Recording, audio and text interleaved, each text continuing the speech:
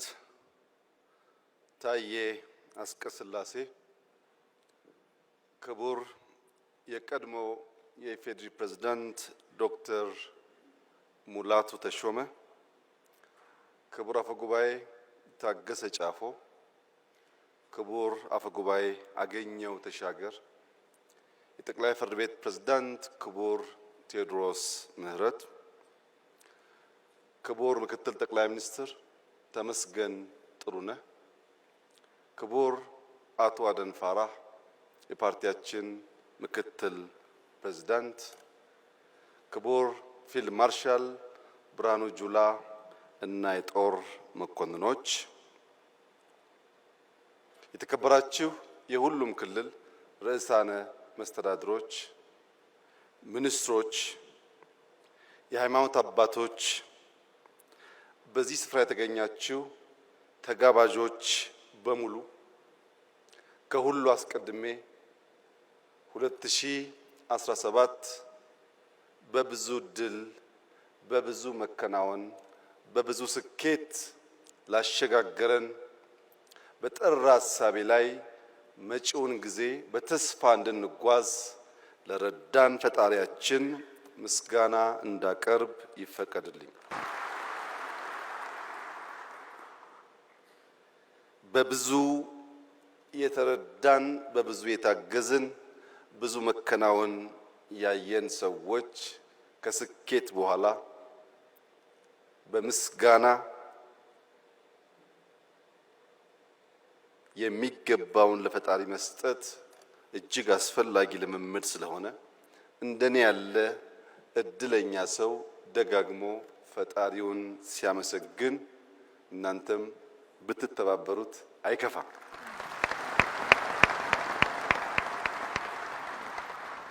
የዛሬውን የመደመር መንግስት የመጽሐፍ ምርቃት አስመልክቶ በተውኔት እጅግ አስደማሚ በሆነ መንገድ መጽሐፍቶቹን የዳሰሱ ወጣቶች ሙያተኞች ምስጋና ይገባቸዋል። እጅግ አድርጌ አመሰግናለሁ።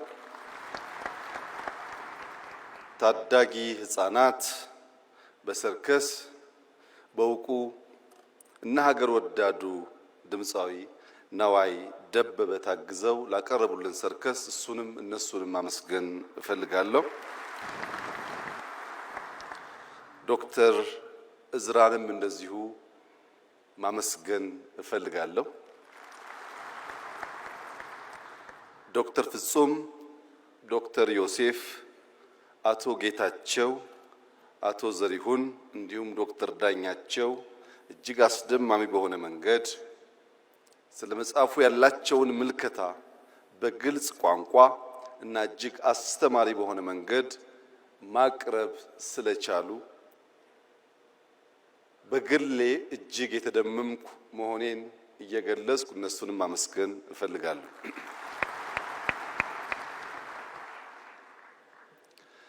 የመደመር መንግስት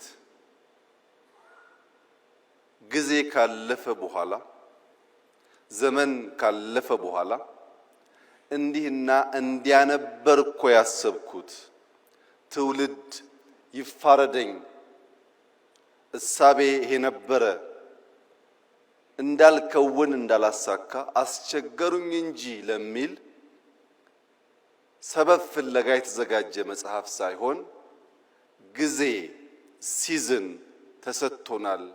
በግልጽ ምልከታና ሐሳቤ ሀገራችንን ብንሰራ ታሪክ ሰሪዎች እንጂ ዘካሪዎች አንሆንም በሚል ኢንቴንሽን የተዘጋጀ ሰነድ ነው። ይህ እንደ ኢትዮጵያ ላሉ ማደግ መለወጥ ለሚፈልጉ ሀገራት በሙሉ እጅግ አስፈላጊው ነገር ግን ረዘም ላለ ጊዜ ስለቆየን በበርካቶች ሐሳቡም በዝርዝር በመነገሩ ምክንያት ይህንን መጽሐፍ በአራት መዎች ሰብሰብ አድርጌ አጠር ባለ መንገድ የተፈለገውን ነገር ለመግለጽ እንድችል የእናንተ ፍቃድ እና ይሁንታ ከሆነ የመደመር መንግስት ማጠንጠኛው 4 መ ነው። የመጀመሪያው መነሻ ነው። ምንድነው መነሻው ያላችሁ እንደሆነ አቶ ዘሪው እንዳሉት ቁጭት ነው። ኢትዮጵያ ለምን ድሃ ሆነች? ኢትዮጵያ ለምን ተረጂ ሆነች? ኢትዮጵያ ከማን ስለምታንስ ነው ከማን የምትረዳው የሚሉ የቁጭት ጥያቄዎችና ምክንያት ፍለጋ ነው። አሳማኝ ምክንያት ከተገኘለት ሊያጽናና ሊያስተኛ ይችላል። በቂ ምክንያት ካልተገኘ ግን ቁጭት ያንገበግባል፣ እንቅልፍ ይነሳል። ለምን ኢትዮጵያ ለምን ደህየች ሲባል በዓለም ላይ ብቸኛው ድሃ ሀገር ኢትዮጵያ ስለሆነች አይደለም። ብዙ ድሃ ሀገር ናችሁ ተብለው የተቀበሉ ሀገሮች አሉ። የኢትዮጵያ የሚያንገበግበው ምድረ ቀደምት መሆኗን እኛ ብቻ ሳንሆን ዓለም የሚያምን የሚጨበት ታሪክ ያላት ሀገር መሆኗ፣ ምድረ ቀደምት መሆኗ፣ ረቂቅ መሆኗ፣ ግዙፍ መሆኗ፣ በርካታ ሕዝብ ያላት ወጣት ሕዝቦች ያላት ሀገር መሆኗ፣ ጀግኖች፣ ደፋሮች፣ ለሕይወታቸው የማይሳሱ በረጅም ጊዜ ውስጥ ቢለካ ጀግነታቸው ያልነጠፈ ሕዝቦች መኖሪያ መሆኗ፣ ኢትዮጵያን የመሰለ ለፈጣሪ የቀረበ አኩሪ ታሪክ ያለው የነጻነት ገድል ያለው ብዙ ሕዝብ በተፈጥሮ የታደለ በኪነ ህንፃ በባህል በታሪክ ምንም የሚያሳፍር ነገር የሌለው ሕዝብ እንዴት ድሃ ሆነ? እንዴትስ ለማኝ ሆነ ብሎ መጠየቅ ያስፈልጋል። ኢትዮጵያውያን እርሻን እንደጀመሩ ይነገራል። ምድረ ቀደምት ስለሆኑ እርሻን ጀምረን ብረት ቀጥቅጠን ማረሻ ሰርተን አርሰን አጭደን መብላት የጀመርንና ያስጀመርን ሕዝቦች እንዴት እዚያው ተቸክለን ቆመን ምግብ ለኛ እንቆቅልሽ ሆነብን? ኢትዮጵያውያን በሸማ ልብስ ባህላዊ በሆነ መንገድ ልብሳቸውን በመስራት በታሪክ ብቻ ሳይሆን ዛሬም ሁላችሁም እንደምታውቁት በሽመና የሚታወቅ ባህል ያለው ሀገር ነው ኢትዮጵያ። ሸምነን መልበስ የቻልን ሽመናን ያስተማርን ኢትዮጵያውያን እንዴት ልብሳችንን ማምረት አቅቶን ልብስ ከውጭ የምንሸምት ሆን? በባህል መድኃኒት በሁላችሁም ቤት ጓዳ እንደሚታወቀው ለብዙ ችግሮች መድኃኒት ቅጠል በበጠስ መቀመም መፈወስ የሚችል ታሪክና ባህል ያላት ኢትዮጵያ እንዴት መድኃኒት ማምረት ተሳናት? ምንም እንጥፍጣፊ እርሾ ባይኖር ብንደህይ ባልገረመ ነበር። ግን ልምዱ ታሪኩ አስቻይ ሁኔታ እያለ እንዴት ድሃውን? በዓለም ላይ ከፍተኛ የወርቅ ሪዘርቭ ያከማቹ ሀገራት ወርቅ በማምረት አይታወቁም። እነሱ ከኛ ጥቂቱን ወርቅ ገዝተው ሼልፍ ላይ በማስቀመጥ ሀብታም ተባሉ። እኛ የበዛውን ወርቅ በከርሰ ምድር በማስቀመጥ ድሃ ተባል። እኛ ጋር ያለው ወርቅ እነሱ ጋር ካለው ወርቅ ይበልጣል። ያስቀመጥንበት ቦታ ብቻ ነው የሚለያየው። ያ ያስቀመጥንበት ቦታ ድሃ የሚያስብል ከሆነ የቦታ ለውጥ ለማምጣት ኢማጂኔሽን ፓወር ያስፈልጋል ማለት ነው። የተሰጠንን ድህነት መቀበል ብቻ ሳይሆን የቦታ ለውጥ አድርጎ መስተካከል ያስፈልጋል እና አንደኛው ወደ ኋላ የሚያስጉዘው ቁጭት ነው። ሁለተኛው ቅናት ነው። የመንፈስ ቅናት ሌሎች እንዴት ዘመኑ? እነንትና ወርቅ የላቸውም፣ የሚታረስ መሬት የላቸውም፣ ከኛ የላቀ ፖፑሌሽን የላቸውም፣ ከኛ በምን ልቀው እነሱ ዘመኑ፣ እኛስ በምን አንሰን ደህይተን ቀረን የሚል ቅናት። ለዚህ መነሾ የኋልዮሽ የመደመር መንግስት ሲጓዝ ስብራቱ የት ገጠመን፣ የት ጋ ነው ያለፉን፣ የት ጋ ነው ስናንቀላፋ እነሱ የቀደሙን እኛ የቀረ ነው ብሎ የታለፍንበትን ዘመናት ወደ ኋላ ለመፈተሽ ይሞክራል። በዚህ መነሾ ውስጥና የኋልዮሽ ጉዞ የመደመር መንግስት የተገነዘባቸው አንኳር እሳቤዎች አንደኛ የተዛቡ ጥያቄዎች ናቸው። በትክክል አለመጠየቅ ትክክለኛ ምላሽ እንዳናገኝ ስለሚያደርገን። ሁለተኛ ለተዛባው ጥያቄ አፍራሽ የለውጥ ሂደት መከተላችን። ጥያቄያችን ስሁት ነው፣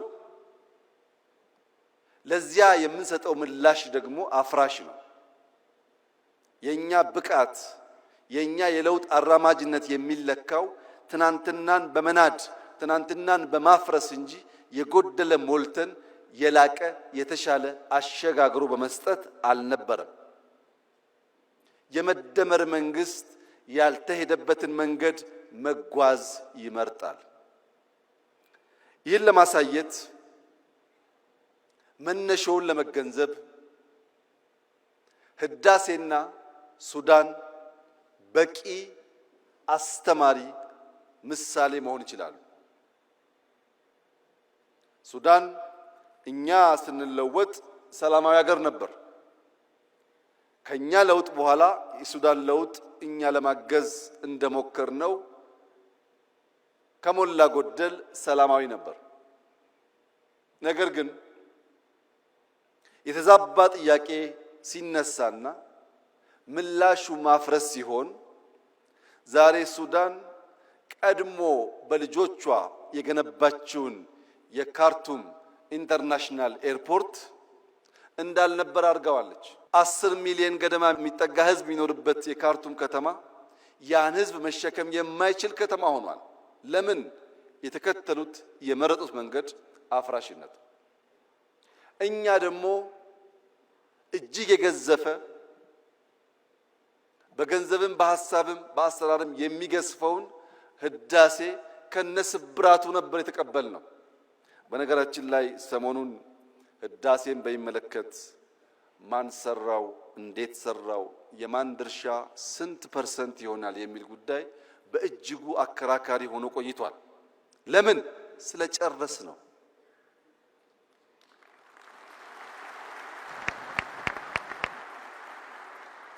ያለቀ ነገር ፍሬ ባለቤቱ ስለሚበዛ እንጂ አሳበን ብንተወው ኖሮ አይ እነንትና አበላሹት ይባላል እንጂ አንድም ሰው አይጠጋጋም ነበር። አሁንስ ተሳክቷል። ስኬት ባለቤቷ ብዙ ነው። ብዙዎች ይፈልጓታል፣ ይሻሙባታል። የመደመር መንግስት በእንዲህ ባለው ጊዜ የሚመርጠው መንገድ ተሳክቷል። የስኬት ባለቤት እናንተ ሁኑ ነው። ለስኬት ለመሻማት ጊዜ የለውም የመደመር መንግስት፣ ማሳካት ስለሆነ ግቡ። ሲያሳካም ብቻዬን ማሳካት እችላለሁ ብሎ መደመር አያምንም። የብቸኝነት ጉድለት ስላለ ኢትዮጵያውያን በሚችሉት ሁሉ ተደምረው ያሳኩት የመላ የኢትዮጵያውያን ገድልና ድል እንጂ የአንድ መንግስት፣ የአንድ ሰው፣ የአንድ ግለሰብ አይደለም። ለዚህ ነው ሐውልቱ ላይ መላ ኢትዮጵያን በሚወክል መልኩ የብዙዎቹን ምስለ ቅርጽ የያዘ ሐውልት መገንባት ያስፈለገበት ምክንያት ህዳሴ የመላ ኢትዮጵያውያን ብቻ ሳይሆን የኢትዮጵያ ወዳጆችም ጭምር የኩራት ምንጭ ስለሆነ፣ ሽሚያው የወለደው ድል ስለሆነ፣ አሳክተን በድል ላይ መሻማት የተሻለ ስለሆነ አሳበን ከመተው የነበረውን ጭቅጭቅ ድምዳሜ እንዲያገኝ እኔ በግሌ ህዳሴን በሚመለከት ከመላው ኢትዮጵያውያን አንጻር የነበረኝ ሚና ኢሚንት እና በጣም ትንሹ ስለሆነ አትጨቃጨቁ፣ ድሉ የእናንተ ነው፣ ህዳሴ ግን የጋራችን ነው ማለት እወዳለሁ። አንደኛው የመጀመሪያው መነሻ ነው። ይሄንን የመደመር መንግስት የኋልዮሽ ተጉዞ ከዳሰሰ በኋላ መዳረሻውን ደግሞ ይተልማል። ድህነትን መጸየፍ ብቻ ሳይሆን ብልጽግናን ይመኛል። እዚህ ጋር ያለው ዋናው ቁልፍ ጉዳይ መዳረሻችን ላይ ምኞት ነው ወይስ ፍላጎት ነው ያለው? ባዶ ምኞት ከሆነ፣ ትጋት የሌለበት ምኞት ከሆነ፣ በንድፍ ያልታገዘ በተቋም ያልታገዘ ምኞት ከሆነ ምኞት ደግነቱ ቦግልም ነው።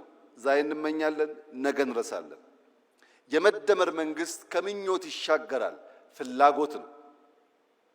በግልጽ ራዕይ የነጠረ መቼ ምን ብናሳካ የት ልንደርስ እንደምንችል የሚያመላክት የኢትዮጵያን ሁለንተናዊ ብልጽግና የሚፈልግ ብቻ ሳይሆን እንደሚቻል የሚያምን ነው። ይህ ፍላጎት የመፈጸም ብቃት እንዳለን ሳያረጋግጥ አይነሳም። በዚህ ጽሑፍ ላይ ቀደም ሲል ሪቪው ያደረጉ ወንድሞቼ እንዳነሱት ዕውቀት በሁለት መንገድ ሊገኝ ይችላል። አንደኛው በኢንፎርሜሽን በመስማት በማንበብ በመጠየቅ ዕውቀት ሊገኝ ይችላል።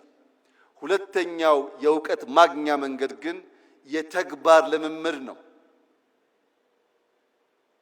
የዚህ መጽሐፍ ውጤት ከሰማነው ካነበብነው ብቻ ሳይሆን በተግባር ስንሞክር ካየነው ውጣ ውረድም ጭምር ስለሆነ ብዙዎች የሚማሩበት የሚያሳድጉት የበለጸገች ኢትዮጵያ ለማየት የሚተጉበት እንደሚሆን ጥርጥር የለውም። የመፈጸም ብቃታችንን በብዙ መንገድ አይተናል። የኛ መሻት የምትመስል ሀገር ሳይሆን የምትመሰል ሀገር መፍጠር ነው።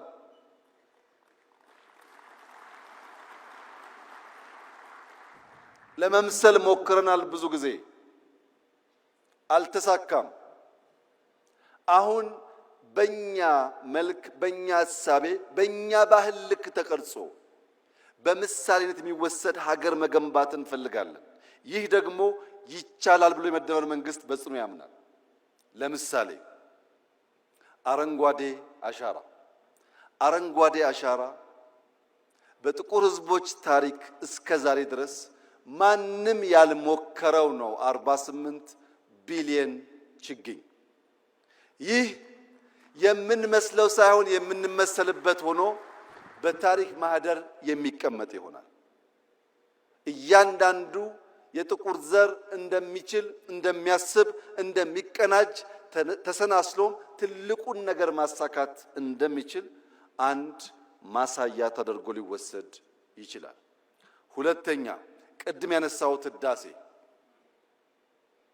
በትውልዶች መካከል ሳይቆም፣ በገንዘብ እጥረት ሳይቆም፣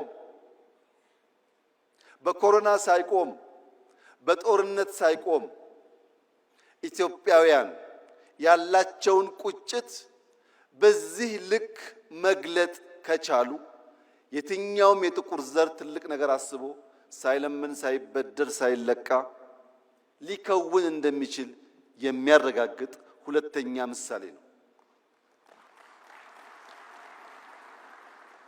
ቅድም ወንድሜ ጌታቸው እንዳነሳው አዲስ አበባን በሚመለከት እየመጣ ያለው ለውጥ ምንም ጥርጣሬ አይግባችሁ በጥቂት ዓመታት ውስጥ በድፍን አፍሪካ ምሳሌ ተደርጎ ይወሰዳል። ምክንያቱም በራስ አቅም በራስ ገንዘብ ባጠረ ጊዜ ከመቆሸሽ ከጨለማ ልምምድ የወጣን ከተማ ለዜጎች ምቹ አድርጎ መስራት እንደሚቻል በተግባር ያሳየንበት አንዱ ስራ ስለሆነ ለብዙዎች ማስተማሪያ እንደሚሆን ጥርጥር የለውም። እግረ መንገድ የጌታቸውን ኮንሰርን ለመጋራት ምንም ነገር በቤታችን ጀምረን ቤታችን ላይ ማብቃት የለበትም። የኛ ሞቶ ያኔ ጌታቸው ወጣ ብሎ ነው እንጂ ከቢሮ እስከ ከተማ ከከተማ እስከ ሀገር ይል ነበር። ቢሮአችን፣ ግቢያችን፣ ሰፈራችን ከዛም አዲስ አበባችን ያልነው ነገር ግን ዛሬ የኛ ስህተት ሆኖ ይሆናል እንጂ ወንድሜ ጌታቸው ቢሾፍቱ፣ አዳማ፣ አርሲ ነገሌ፣ ሐዋሳ፣ አርባ ምንጭ፣ ሶዶ፣ ጅማ ብትሄድ ደቡብ ምዕራብ በዚህ እንቅስቃሴ ውስጥ በራሳቸው ልክ ሲንደፋደፉ ታያለ። ወደ ምስራቅ ብትሄድ ሐረር፣ ድሬዳዋ፣ ጅጅጋ በሚያስደንቅ ፍጥነት ራሳቸውን እየለወጡ ይገኛሉ። እኔ ከጌታቸው ጋር የምጋራው የብዙዎቻችን እምነት እንዲሆን የምፈልገው መንግስታትን የሚገለው ሰልፍ ግራቲፊኬሽን ነው። አዲስ አበባ ላይ 1% ለውጥ አመጣን ብለን እምንመጻደቅ ከሆነ አናድግም። እምናድገው በቁጭታችን ልክ ስንተጋ ነው። መልካም ጅማሮ ጀምረናል። ማንም ቢያምንም ባያምንም አስደናቂ ጅማሮ ጀምረናል። ግን ጅማሮ ነው። ጅማሮ ምን ይፈልጋል? ኮንቲኒቲ ይፈልጋል። ልክ እንደ መደመር ሳይቆራረጥ መከወን አለበት። ያንን ካደረግን ድፍን ኢትዮጵያ የውበት፣ የለውጥ፣ የዘመናዊነት ምሳሌ ተደርጋ መጠቀስ ትችላለች። ሌላው ሪቨርሳይድ ነው። ቅድም ዶክተር ዳኛቸው ከተፈጥሮ ጋር አያይዞ የኢትዮጵያን ወንዞች አጠቃቀምና ብልሽት ገልጿል። የአዲስ አበባ የሪቨርሳይድ ፕሮጀክት ወይም የአርባ ምንጭ የሪቨርሳይድ ፕሮጀክት ካለምንም ጥርጥር ለብዙ ሀገራት ምሳሌ መሆን ይችላል። እጅግ አኩሪ ጅማሮ ነው ያለው። ይህንን ጅማሮ በማስፋት ለመላው ጥቁር ሕዝብ ምሳሌ የሚሆን ስራ ለካ ይቻላል የሚል እሳቤ ማስተጋባት ከአዲስ አበባ ይቻላል። በስንዴ ላይ የነበረው ዘመቻና የተገኘው ውጤትም እንደዚሁ ሊገለጽ የሚችል ነው። ስለዚህ እኛ ኢትዮጵያውያን ከተደመርን በጋራ ለመስራት ከወሰን እንችላለን የሚለውን ነገር ለማየትና መዳረሻችን የሚያጓጓ ነው። አያስተኛም። የኢትዮጵያን ብልጽግና ማየት፣ የማትረዳ ኢትዮጵያን ማየት፣ ውብ ኢትዮጵያን ማየት እንቅልፍ የሚነሳ ጉዳይ ነው። ይህ ጉጉት፣ ይህ ፍላጎት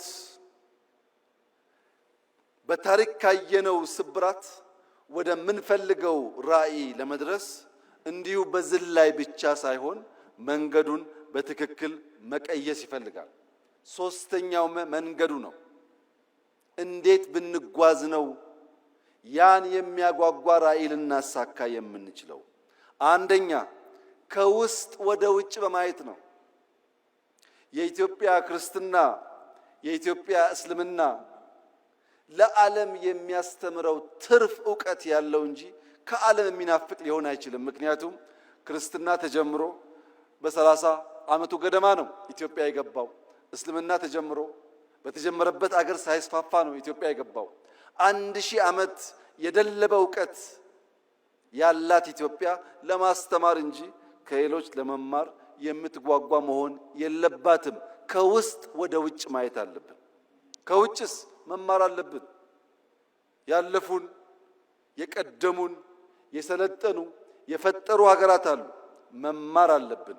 መቅዳት የለብንም። መማር ነው ያለብን።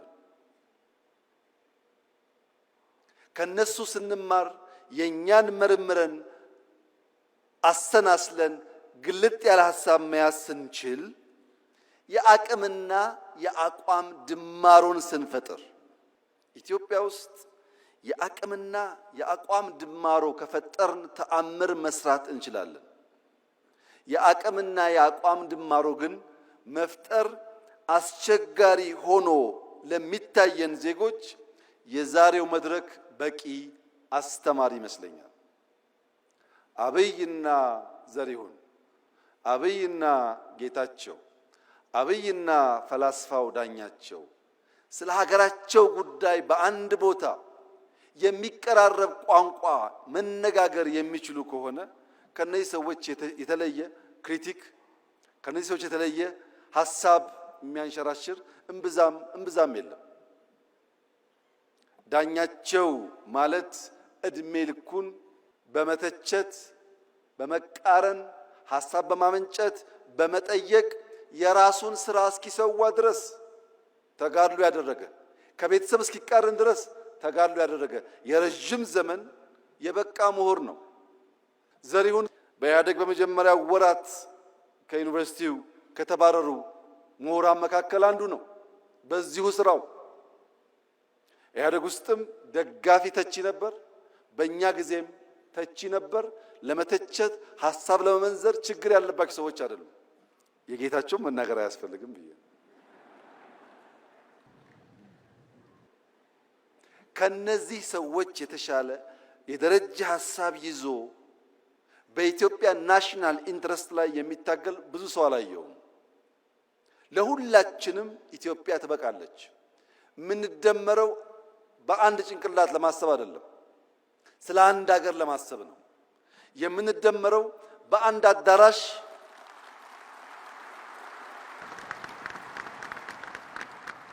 አዳራሽ ተወያይተን በዚያው አዳራሽ ሐሳብ ለመቋጨት ብቻ አይደለም።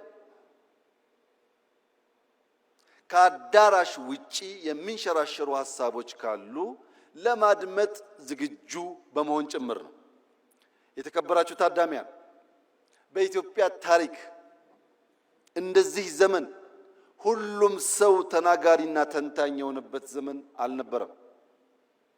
አንዳንዴ ለቀደሙት መንግስታት ሳስብ እንደ ዛሬ ፌስቡክ፣ እንደ ዛሬ ዩቱብ፣ እንደ ዛሬ ዝም ብሎ መናገር ቢቻል ኖሮ ምን ያደርጉ ነበር እያልኩ ፈራለሁ። ምክንያቱም 97 ዓመተ ምህረት እነ ፕሮፌሰር ብርሃኑ ነጋ እና ሌሎች ታዋቂ የኢትዮጵያ ፖለቲከኞች አዲስ አበባን በሚያምሱበት ዘመን አንድ ቲቪ ብቻ ነበረን፣ ኢቲቪ የሚባል። ፋና እንኳን ቲቪ አልነበረውም፣ ኢሳት አልነበረም። በአንድ ቲቪ ያን ያክል ከታመስንና ያን ያክል ከሞትን እንደ ዛሬ በመቶዎች የሚቆጠሩ ቲቪዎች ባሉበት ጊዜ ውስጥ ያ ትኩሳት ቢኖር መንግስታት ሾክ አብዘርቨር ኖሯቸው በትዕግስት ለማድመጥና ለማለፍ ካልቻሉ ኢትዮጵያ ውስጥ ምን ሊፈጠር እንደሚችል ሁላችሁ ማሰብ አይሳናችሁ። ሾክ አብዘርቨሩ በርከት ያሉ ሾኮችን የሚሸከምበት ዋናው ምክንያት የሚያጓጓ ራዕይ ስላለ ነው። እልህ፣ ወኔ፣ ቁጣ ጠፍቶ ሳይሆን ያ የሚያጓጓው የብልጽግና ራዕይ ግድ የለም እኛ ስንረገጥ ነገር እንዳያልፈን በትዕግስት አብዞርብ እያደረግን ብንሻገር ይሻላል የሚል ምርጫ ስለወሰድን ፕሮፌሰር ብርሃኑ ነጋ፣ አቶ ጌታቸው ረዳ፣ አቶ መላኩ አለበል እና ሌሎች ባለስልጣናት በጋራ ሆነው የኢትዮጵያን መንግስት የሚመሩ ከሆነ የኢትዮጵያ መንግስትም ሐሳብ እና ብቃት ካላቸው ለመቀበል ዝግጁ ከሆነ ቢያንስ በመጽሐፍና በንግግር እንጨቃጨቅ ይሆናል እንጂ የሚያደባድብ የሚያጋድል ምክንያት የለም ማለት ነው። ስለዚህ መንገዱ በተቻለ መጠን ኢትዮጵያውያንን በጋራ ራዕይ ላይ መሰብሰብ ያስፈልጋል ብሎ ያምናል። ኢትዮጵያውያን በጋራ ራዕይ ከተሰባሰቡ በኋላ ስብራት ለይተን መፍትሄ ማበጀት ደግሞ ያስፈልጋል። የኢትዮጵያ የእድገት ጉዞ ስብራት፣ የኢትዮጵያ ፖለቲካል ችግር ስብራት ዋነኛው ጉዳይ የጥላቶቻችን አጀንዳ ነው። ይሄም መለያየት ነው። ዘር፣ ሃይማኖት፣ ጾታ፣ ሰፈር፣ መንደር እየተባለ መለየት ነው። ለዚህ መፈወሻ መድኃኒት ደግሞ መደመር ብቻ ነው። እኛ መደመር ስንል ጠላቶቻችን ይደነግጣሉ። ምክንያቱም ስንደመር እንዴት ያለ ታሪክ እንደምንሰራ በጥንት ዘመን የኢትዮጵያ ታሪክ ስለሚታወቅ ኢትዮጵያውያን ትግሬ፣ ኦሮሞ፣ አማራ፣ ጉራጌ፣ ወላይታ፣ ሲዳማ ባንባባል ያ ቢከበር በጋራ መቆም ብንችል መፍጠን እንችላለን፣ መፍጠር እንችላለን። በአስፈላጊ ቦታ ደግሞ መዝለል እንችላለን። መከተል ሳይሆን መዝለል እንችላለን። ከተቀባይነት ተከታይነት መላቀቅ እንችላለን። ሐሳብ ተቀብለን፣ ገንዘብ ተቀብለን፣ ሚሽን ተቀብለን ኢትዮጵያ ላይ መለማመድ ተገቢ አይመስለኝም። የብዙዎች ችግር ፊዚካሊ አልተገዛንም ብንልም ቨርቹዋሊ በብዙ የቆሸሹ ሐሳቦች የተገዛ ስብስብ ያለበት ሀገር ነው ኢትዮጵያ። የሰውን ሐሳብ ከናሽናል ኢንተረስት አንጻር መመዘን ከተቸገርን እዚያ ማዶ የምንሰማው ሁሉ ትክክል ከሆነ ለመመርመር ማንዘጋጅ ከሆነ የኢትዮጵያን ብልጽግና ማረጋገጥ እንቸገራለን። ስለሆነም መደመር አለብን። የምንደመረው መከፋፈል የኛ የኢትዮጵያውያን ሐሳብ ሳይሆን ኢምፖዝ የተደረገ ቶት ስለሆነ ያለ መከላከል እንደመራለን። ሌላው በጉዟችን ማየት ያለብን ነገር የስነ ልቦና ስብራት ነው። ተሰብረናል፣ አንችልም ባዮች ነን።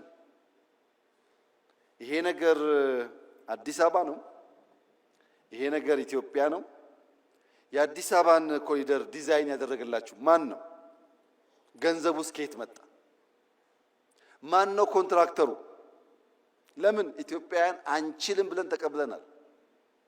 አንችልም ስላል ባለቤት ይፈለግለታል። ጥሩ ነገር ከታየ የኛ አይደለም የሌላ ሰው ነው። ይሄ የስነ ልቦና ስብራት ከላይ እስከ ታች ነው ያለው። ወንድምና እህቶቼ እንችላለን። የምንችለው በጠራ ሐሳቤ ከግል ፍላጎት ባሻገር ለወል መሻት የምንተጋ ከሆነ ነው። እንኳን ዛሬ በ21ኛው ክፍለ ዘመን የዛሬ 155 ዓመት ገደማ ህልም ያላቸው ሰዎች በምዕራብና በምስራቅ መካከል ያለን ጋሬጣ፣ ያለን ተራራ፣ ያለን መሰናክል አፍርሰው ድልድይ ለማድረግ ወሰኑ። በምዕራብና በምስራቅ መካከል የሚደረገውን የንግድ ጉዞ በ8900 ኪሎ ሜትር ለመቀነስ ስዊስ ካናል የሚባል ተራራ፣ ስዊስ ካናል የሚባል ግድግዳ ማፍረስ ወሰኑ። ስዊስ ካናል 193 ገደማ ኪሎ ሜትር ነው። ያን ሲወስኑ እንደዛሬ በቂ ማሽን አልነበረም። እንደዛሬ የሚመች የኮንስትራክሽን አቅም አልነበረም። ብዙዎች ሞተዋል ያን ለማሳካት። ሲያልቅ ግን 8900 ኪሎ ሜትር የ10 ቀን ጉዞ በምዕራብና በምስራቅ የዓለማችን ክፍል አሳጥሯል። ለምን? ንግድ ወሳኝ ነው። ለንግድ የሚመች መንገድም ወሳኝ ነው። በኢትዮጵያና በህንድ መካከል ድልድይ እንጂ ዳገት አልነበረም በታሪካችን። ለዚህም ባህላችን በርካታ ነገሮቻችን ይተሳሰራሉ። ዛሬ የኛ የሆነውን ቀይ ባህር መልሶ ለመጠየቅ የሚሰጋ የሚጠራጠር ትውልድ መፈጠሩ የስነ ልቦና ስብራት አካል ነው። አንችልም ብሎ ነው የሚያስበው። እኔ ላረጋግጥላችሁ እወዳለሁ፣ ኢትዮጵያ ትችላለች። የዛሬ 155 ዓመት ስዊስ ካናል በጀግኖች ልጆቻቸው መስዋዕትነት ያሳኩ ሰዎች ዛሬ እፎይ ብለው በዓመት በትንሹ $10 ቢሊዮን ላፍ ያደርጋሉ። ስዊስ ካናል ሲሰራ እዚህ ኢትዮጵያ ውስጥ ወይም ደቡብ አፍሪካ ወይም ናይጄሪያ የሞቱ ሰዎች ነበሩ። ሰው ይወለዳል፣ ይሞታል፣ ግን ታሪክ የላቸው። ስዊስ ካናል ሲሰራ እየሰሩ በሐሩር ምክንያት፣ በምግብ እጥረት ምክንያት፣ በመድኃኒት እጥረት ምክንያት የሞቱ ሰዎች ግን ዛሬም ታሪካቸው ሕያው ነው። ከእኔና ከእናንተ መካከል የማይሞት ኢተርናል ላይፍ የሚጎናጸፍ አንድ ሰው የለም። እኔም እናንተም ሟቾች ነን። የማይሞት ታሪክ ሰርቶ የሞተ ሰው ለዘላለም ስሙ በትውልድ መካከል የሚተላለፍ ስለሚሆን ኢትዮጵያን የሚያክል ሀገር ኢንካፕሱሌትድ ሆና ለልጆቻችን መሸጋገር አለበት ብሎ ማመን ተገቢ ሐሳብ አይደለም። ተገቢ ሐሳብ አይደለም። ይሄን ለማሳካት ውጊያ፣ ግጭት ያስፈልጋል ብለን አናምንም። ለዚህም ነው ለ5 ዓመታት ስንለማመጥ የነበረው። አሁንም በሰላም በዓለም ሕግ መሰረት ኢትዮጵያን ከዘጋት በርና ድሃ ካስባላት መጠሪያዋ መገላገል አለባት ብለን ስለምናምን በየትኛው መድረክ ከኢትዮጵያ ጋር በሰላማዊ መንገድ ለመነጋገር የሚፈቅድ አካል ካለ እጃችን ከምን ጊዜውም በላይ የተዘረጋ ነው። ነገር ግን ኢትዮጵያ የጂኦግራፊ እስረኛ ሆኗ ለዘላለም ትኖራለች ብሎ የሚያስብ ኢትዮጵያዊ ካለ እርሱ የሞተ ነው። ሰላም ታስቀድማለች፣ ደህንነትን ትፋለማለች፣ መውጫ መግቢያ በሯን ታበጃለች። ይህ አይቀሬ ጉዳይ መሆኑን ተገንዝበው ወንድም እህቶቻችን በፈጠነ ጊዜ ለድርድር ራሳቸውን ዝግጁ እንዲያደርጉ ማድረግ ነው። ይሄ መንገድ የአቅምና የአቋም ድማሮ ስለሚያመጣ የአቅምና የአቋም ድማሮ ሲፈጠር ደግሞ የኔ ህልም ፓርላማው ለምስራቅ አፍሪካ ወንድሞቻችን ይሄን ያክል ቢሊዮን ይበቃል፣ ይሄን ያክል አይበቃም ብሎ በጀት ላይ መከራከር የሚጀምርበትን ጊዜ ማየት ፈልጋለሁ። ኢትዮጵያ ማገዝ አለባት።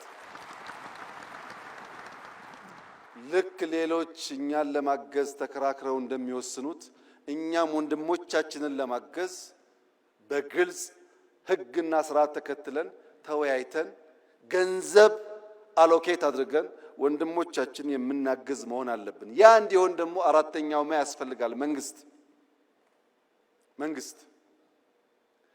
መንግስት ማለት በዓለም ላይ ከተፈጠሩ ነገሮች ሁሉ የሚበልጠው ትልቁ ፈጠራ ማለት ነው።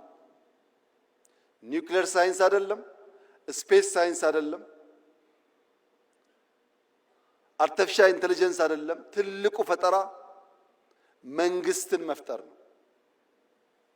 አልበርት አንስታይን ኢዝ ኢኳል ቱ ኤምሲ ስኩዌር ያለውን ቀመር መንግስት አልቦ በሆነ ሁኔታ ውስጥ ቢቀምረው ታቅፎት ይቀር ነበር።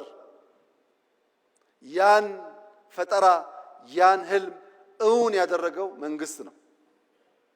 ማንኛውም ፈጠራ መንግስት ባልጠነከረበት ሁኔታ ይመክናል። ይህ መንግስት ከፈጠራው ሁሉ ለየት የሚያደርገው ምንድን ያላችሁኝ እንደሆነ የአፈጣጠር መነሾው ነው። ተፈጥሯዊ ስለሆነ ነው። ቤተሰብ ከሚባል እጅግ መሰረታዊ ተቋም አድጎ በርከት ያሉ ማህበረሰቦችን የሚያቅፍ የተገለጠ ራዕይ ያለው ሃይራርኪ ያለው የጋራ ህልም ያለው ለጋራ ኮዝ በጋራ የሚሰራ ተቋም የሰው ልጅ መፍጠር በመቻሉ ነው ሰርቫይቭ ማድረግ የቻለውም እንጂ ግማሹ የዓለም ዜጋ የአውሬ ራት ሆኖ ሊቀር ይችል ነበር። መንግስት ወሳኝ የሚሆንበት ዋናው ምክንያት ዛሬ ላይ ቆሞ ነገን መስራት በመቻሉ ነው። ያለነው ዛሬ ነው። እምናወራው ስለ መውጫ መግቢያ በራችን ነው። ያ መውጫ በር ሲሳካ እዚህ ካለነው ግማሻችን ላንኖር እንችላለን። ነገር ግን ልጆቻችን በተዘጋ ሀገር ውስጥ የሚኖሩ ደሃና ለማኞች ሳይሆኑ የታሪክ ሰሪ ልጆች ሆነው ልማታቸውን አፋጥነው ወንድም ህዝቦች የሚደግፉ ይሆናሉ። ነገን ዛሬ ላይ ማየት መስራት ለሚለው ቀለል ባለ መንገድ ለመገንዘብ ኢትዮጵያውያን የአፍሪካ እግር ኳስ ጨዋታ በመጣ ቁጥር ያዝናሉ፣ ይተክዛሉ፣ ይተቻሉ። ለምን? የኢትዮጵያ ብሔራዊ ቡድን በእንደዚያ ባለው መድረክ ልክ እንደ ሩጫው ስመጥር ስራ ሲሰራ ስለማያዩ ዛሬ በእርግጠኝነት ብነግራችሁ የዛሬ 10 ዓመት ቢበዛ የዛሬ 10 ዓመት የኢትዮጵያ ብሔራዊ ቡድን በአፍሪካ ውስጥ አስደናቂ ስራ ሰርቶ እኛም እንደሌሎቹ የምንተክዝ ሳንሆን በአፍሪካ መድረክ በዓለም መድረክ በልጆቻችን የተካነ ብቃት የምንኮራበት ጊዜ ይመጣል። ይሄ ምኞት አይደለም፣ በስራ የተገለጠ ነው። አዲስ አበባ ላይ ከ100 በላይ ጥቃቅን ስታዲየሞች ገንብተናል። በየሰፈሩ እንደምታዩት። ለምን? እሱን ሳትሰራ ቴሌቪዥን እያየ ብትቆጭ ከቁጭት ባሻገር ውጤት ልታይ አትችልም። ፋውንዴሽኑን ብትሰራ ግን ነገ ለውጥ ይመጣል። ለዚህ ነው መንግስት ዛሬ ላይ ሆኖ ነገን የሚተልመው። የዛሬ 2 ዓመት 3 ዓመት ባይደርስልኝ 5 6 7 10 ዓመት ላይ ኢትዮጵያ ጠንካራ ቲም እንዲኖራት ዛሬ ኢንቨስት ማድረግ አለብኝ ብሎ መንግስት ይሰራል። ይሄ አንዱ ማሳያ ነው። ሁለተኛው ማሳያ የትምህርት ጥራት ነው። የኢዜማው ሊቀመንበር የሚመራው የትምህርት ሚኒስቴር የትምህርት ጥራት ማረጋገጥ አለብን ብለን ሮድማፕ አውጥተን ከወሰን በኋላ በመጀመሪያው ዓመት በሁለተኛው ዓመት የነበረውን ጩኸት ታውቃላችሁ። በዚህኛው ዓመት ለውጥ መጥቷል። በሚቀጥሉት 2-3 ዓመታት የምንፈልግበት ስንደርስ 15% ገደማ በየትኛውም የትምህርት ገበታ ሊወዳደሩ የሚችሉ ብቃት ያላቸው ኢትዮጵያውያን ከፈጠር ቅድም ያልነውን ብልጽግና በምኞት ብቻ ሳይሆን በግልጽ መንገድ እንከውነዋለን ማለት ነው። በቅርቡ ኢትዮጵያ የኒውክሌር ፕላንት ስራ ጀምራለሁ ብላ ማወጇ ይታወቃል። አንዳንዶች ከኢነርጂ ጋር ብቻ አገናኝተው አይተውታል። እዚህ ያላችሁ ሰዎች መገንዘብ ያለባችሁ በኒውክሌር ቴክኖሎጂ ላይ ኢትዮጵያ መስራት ስትጀምር የሕክምና ሳይንስ ያድጋል፣ ፕሪሲሽን ፋርሚንግ ያድጋል፣ የውሃ አጠቃቀም ያድጋል። አሁን የምናወጣቸው ተማሪዎች የሚመራመሩበት፣ የሚሰሩበት፣ የሚያድጉበት፣ የሚወዳደሩበት አቅም ይገነባሉ። ኢነርጂ ብቻ አይደለም። ራሽያ የዛሬ 80 ዓመት ያሳካችውን የኒውክሌር ኢነርጂ ኢትዮጵያ ዛሬ መከወን ፈልጋለሁ ስትል የሚጠራጠር ኢትዮጵያዊ እውን አለ ብሎ መውሰድ ይቻላል? የሚንቀሳቀስ ሮቦት ካልሆነ በቀር ህሊና ያለው ሰው የዛሬ 80 ዓመት የተሞከረና የተሳካን ነገር ዛሬ ለመጀመር እንዴት ድፍረት ያጣል? ኢትዮጵያ ትችላለች፣ ትጀምራለች፣ ትጨርሳለች። መንግስት ነገ ላይ ሆኖ ዛሬን ማወቅ አለበት። ዛሬ ላይ ሆኖ ነገም ብቻ ሳይሆን ነገ ላይ ሆኖ ዛሬም ማወቅ አለበት። ዛሬ ያለ ውስን አቅም፣ ዛሬ ያለ ስብራት፣ ዛሬ ያለ እንካ ሰላምታ የሚቀጥል ከሆነ የልጆቻችን ዕጣ ፈንታ ግልጽ ነው። ስደት ነው፣ ልመና ነው። እኔና እናንተ ያየነውን መከራ ልጆቻችን እንዳያዩ ከፈለግን ዛሬ ላይ ሆነን ለነገ ስብራት መጠገን አለብን። አንደኛው ስብራት ትልቅ ሆነን ሳለን፣ ብቁ ሆነን ሳለን፣ ማከናወን የምንችል ሆነን ሳለን በስነ አእምሮ አንሰን መገኘታችን ነው። ይህ ስብራት መጠገን አለበት። ይህ ትውልድ መሰረት መጣል አለበት። የመደመር መንግስት ሲጠቀለል የሚያነሳው ዛሬ ላይ ሆኜ ነገን፣ ነገ ላይ ሆኜ ዛሬን በምልልስ በምናብ እየቃኘው እየተጋውና እየሰራው ለልጆቼ የተሻለ ዓለም መፍጠር እችላለሁ ብሎ ያምናል። ይህንን በሚመለከት በዚህ ያላችሁ ሰዎች እንድትገነዘቡ የምፈልገው ይሄ መጽሐፍ ሙሉ አይደለም፣ የጻፈውም ሰው ሙሉ አይደለም። ሐሳብ ያላችሁ ሰዎች ያላችሁ እንደሆነ ይሄንን የሚቃረን ሐሳብ ጽፋችሁ ብታቀርቡልን ለማንበብ ብቻ ሳይሆን ለመማር ብቻ ሳይሆን የእናንተ ይቃል ለመመስከርም ጭምር ዝግጁ መሆናችንን ከወዲሁ ለመግለጽ እፈልጋለሁ። ምሁራን ተቹት፣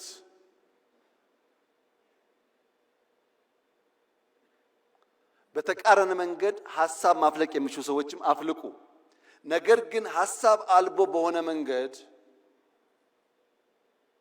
እንዴትና መቼ ተጻፈ ብላችሁ የምትቸገሩ ሰዎች ቢያንስ ያልነውን እንደምንፈጽም፣ የጀመርነውን እንደምንጨርስ፣ የምንናገረውን እንደምንጽፍ፣ የምንጽፈው እንደምንኖር ኢትዮጵያውያን ስለሚገነዘቡ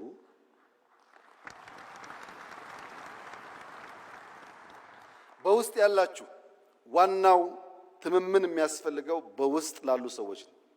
በውስጥ ያላችሁ ሰዎች ላለፉት 2 ዓመታት ምን አይነት መንግስት ነው የሚያስፈልገው የሚለውን በስልጠናዎቻችን ላይ ስንወያይበት ስንመክርበት የቆየነው ሐሳብ ስለሆነ ስታነቡት ግልጥ ብሎ የመደመር መንግስት ያ የመከርንበት የሰለጠንበት የተወያየንበት ጉዳይ ለእኔና ለእናንተ ብቻ ሳይሆን ውጭ ላለውም ዓለም የተዘጋጀ መሆኑ በደንብ ይገለጥላችኋል። 2019 ዳቮስ በሄድኩበት ጊዜ ፍሪሊዮን የሚል ተውት እንዳየው ነግሬያችሁ ነበር። ተደጋጋሚ ስልጠናም ተሰጥቶበታል። ያም በሚመለከት ጅማሮ ስራዎች አሉ። ምናልባት የመጨረሻው የመደመር መጽሐፍ ሊሆን ይችላል። ያም ርዕሱ ከወዲሁ እንድታውቁት የመደመር ስሌት በፍሪሊዮን ነው የሚለው። የመደመር ስሌት ከእያንዳንዱ ሰው አንጻር እያንዳንዱ ሰው ራሱን በማካፈል ራሱን በመስጠት ከራሱ በመስጠት በዚያ ውስጥ ማትረፍን እንዴት እንደሚለማመድ የሚያሳይ ሰነድ ነው። መጽሐፍ ለምትወዱ መጽሐፍ ማንበብ ለምትወዱ ቀላሉ ምክሬ እድሜ ለቴክኖሎጂ ነገር ሁሉ ቀሏል። ኦዲዮ ቡኮች አሉ። ስፖርት የሰራችሁ ወክ እያደረጋችሁ ማድመጥ ይቻላል። ማንበብ፣ ሐሳብ መሸመት፣ ሐሳብ መገብየት ከመጽሐፍት ብቻ ሳይሆን ከኢትዮጵያውያንና ከሀገር ሽማግሌዎች መማር ይቻላል። በተቃራኒ መድረክ ላላችሁ ለምትቃወሙ ሰዎች የመጨረሻ መልእክቴ ከኦሮሞ አባቶች አባባል የተዋስኩትን በመውሰድ ያ መርህ እንደሆነና መርሃችሁ እንዲሆንም በመምከር ጭምር ይሆናል። የኦሮሞ አባቶች ነገር ግራና ቀኝ ሲልባቸው ከህልማቸው የሚጋጭ ነገር ሲፈጠር ካን ኦብሳ ካን ኢሞ ጎርሳ ይላሉ። ገሪ ጎርሳ ገሪ ኢሞ ኦብሳ ሙለተኬት አዴሙ ቀብዳ ይላሉ። ከፊሉን እየታገስክ ከፊሉን እየመከርክ ወደ ራዕይ መጓዝ አለብህ ይላሉ።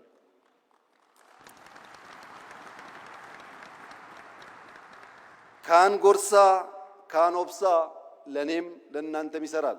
ህልም ካላችሁ ወደ ህልማችሁ መዘርጋት የምትፈልጉ ከሆነ ካን ኦብሳ ካን ጎርሳ፣ ጉዞ ግን ወደፊት መሆን አለበት። እጅግ አድርጌ አመሰግናለሁ።